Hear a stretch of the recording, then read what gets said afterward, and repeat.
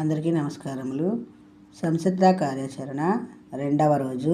కృత్యం 1. కింది కళ్ళలోని అక్షరాలను చదువుదాం. అక్షరాలతో ఏర్పడే పదాలను రాద్దాం. ఈ కళ్ళలో ఉన్న అక్షరాలు చదవండి పిల్లలు. చదివి మీకు వచ్చిన పదాలు మీరు ఇక్కడ రాయాలి పిల్లలు. నాకు తెలిసిన పదాలు నేను రాశాను. కృత్యం 2. కింది పదాలను చదువుదాం. అక్షరాలతో మొదలయ్యే పదాలను రాద్దాం.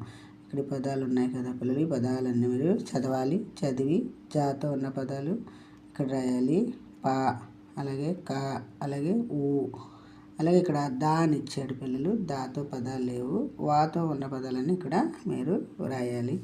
కృత్యం 3. కింది అక్షరాలను కలిపి రాద్దాం. కింది అక్షరాలు నడక, మడక, తడక, పడక, అరక, పరక, పలక, అలక,